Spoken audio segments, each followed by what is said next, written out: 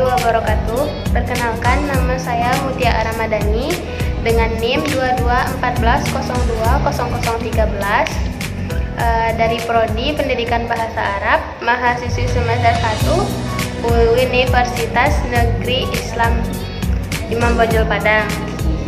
Baiklah, saya di sini akan mempresentasikan tugas akhir dari mata kuliah pengantar studi Sejarah Peradaban Islam, yang mana dosen pengampunya yaitu Bapak Firdaus Sultan Mamat.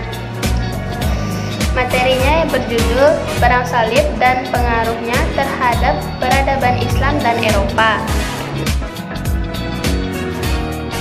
Nah, Perang Salib yang pertama yaitu dikerahkan oleh Paus Urban II dalam pidatonya, yaitu pada tanggal 26 November 1905 di Clermont, Tenggara Prancis. Dengan kepausannya yang terkenal dalam sejarah gereja dan dunia, Paus dapat mengumpulkan massa yang begitu banyak dengan berbagai jaminan bahwa yang mengikuti perang salib dan gugur dalam peperangan. Paus menjanjikan ampunan atas segala dosa, dan gereja menjaminkan melindungi kekayaan para bangsawan selama kepergian mereka ke Yerusalem. Sebaliknya, gereja akan menghukum mereka ketika tidak mau menunaikan tugas perang ini dalam waktu yang singkat. Sekitar 700.000 orang, mayoritas dari kelompok miskin dengan tekanan ekonomi sosial, dan berangkat menuju Yerusalem. Bahkan selama perjalanan menuju Yerusalem pun jumlah mereka semakin bertambah.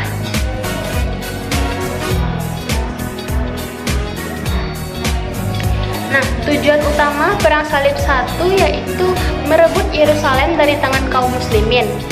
Prajurit salib utama terdiri atas 3 pasukan yang berasal dari Prancis, Jerman, Normandia. Di bawah pimpinan Godefroy de Bouillon, Raja Bohemond, dan Raja Raymond. Rute yang mereka tempuh yaitu menyeberangi Selat Bosporus. Tentara salib berkemah di Asia Kecil, kemudian mengepung Mysicaea selama 1 bulan, sampai akhirnya dapat ditaklukkan pasukan salib. Pasukan salib membuat awal yang bagus karena dapat mengalahkan Mysicaea dan Dorylaeum. Tentara salib melakukan pembantaian tidak pandang bulu.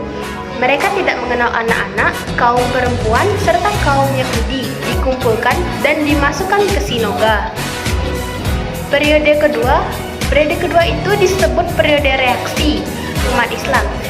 Nah, jatuhnya beberapa wilayah kekuasaan Islam ke tangan kaum salib membangkitkan kaum muslimin menghimpun kekuatan untuk menghadapi mereka. Di bawah komando Imaduddin Zanki, gubernur Mosul, kaum muslimin bergerak maju membendung serangan pasukan salib.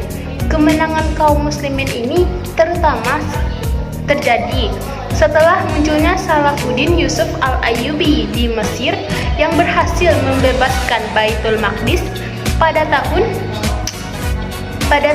2 Oktober 1187 Masehi.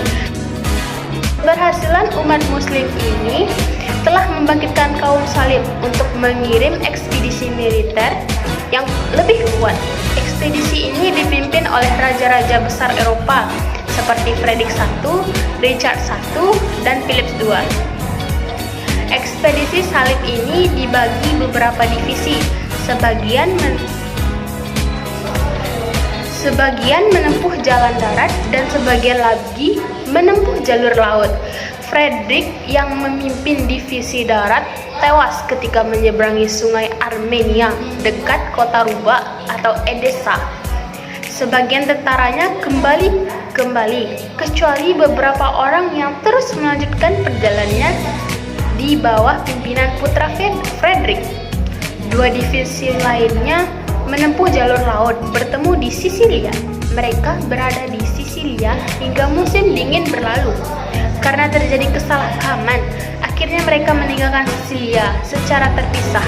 Richard menuju Siprus dan mendudukinya, kemudian melanjutkan perjalanan ke Suriah atau Syam, sedangkan Philip langsung ke Ars dan pasukannya berhadapan dengan pasukan Salahuddin. sehingga terjadi pertempuran sengit. Namun akhirnya pasukan Salahuddin memilih mundur dan mengambil langkah untuk mempertahankan Mesir.